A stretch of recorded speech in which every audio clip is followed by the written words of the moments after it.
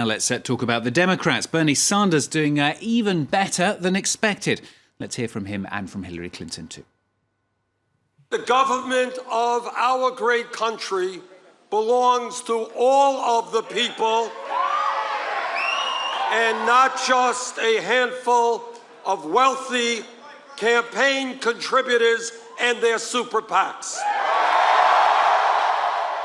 You're not going to find anybody more committed to aggressive campaign finance reform than me. More than 700,000 people have contributed to this campaign, the vast majority giving less than $100. I know that doesn't fit with the narrative. I know there are those who want to deny the passion and the purpose you all show every day for this campaign.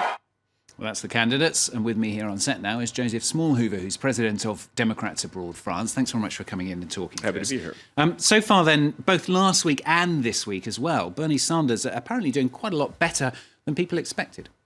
Not really. We have now had a primary and a caucus, which account for less than 1% of the population of the United States. These are, as the subject said earlier, these are times when one sees who the front runners will be and who is decided. It is way too early in this process to say anything in particular, other than we have two candidates on the Democratic side who are both better than all of the candidates on the Republican side put together. So Hillary Clinton doesn't need to worry yet? Not yet, no. In fact, neither does Senator Sanders.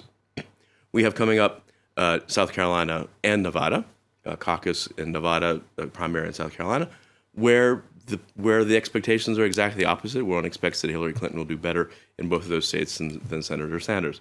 The important thing to note in paying attention to all of this is that so far, even with Nevada and South Carolina, we're talking about small states, small populations, and that the Democratic Party's process is long, intentionally long, and proportional in order so that the candidates can come out and talk about the issues and really get to know. We have a proportional system. Republicans on their side have a mixed system, which is winner take all in some states and proportional in others. The big thing that's going to be exciting in South Carolina is that in the Republican primary in South Carolina, the winner takes everything. What's going to happen there? We'll see some kind of proportionality in South Carolina on the Democratic side, but the Republicans are going to have something really different. Their process is designed to pick a front runner early on and stick with them. And that could be the wrong candidate. Wrong candidate for their party, the wrong candidate for America. You might have thought at this point, though, that Hillary Clinton would actually be walking, or not necessarily at this point, but just in the whole election as a whole. And yet Bernie Sanders appears to have come out of nowhere, really. I mean, why do you think some people, or a lot of people, are voting for Bernie Sanders? Well, I think one of it is he's not really a new face to those people who follow politics. He's a new face to those who don't, and that's always rather enticing. Two, he is talking to people who, in fact, are very similar to the people that Trump are talking to. That is, those people, that percentage of the population who is angry, and I think that that has a great deal to do with a great part of his popularity so far.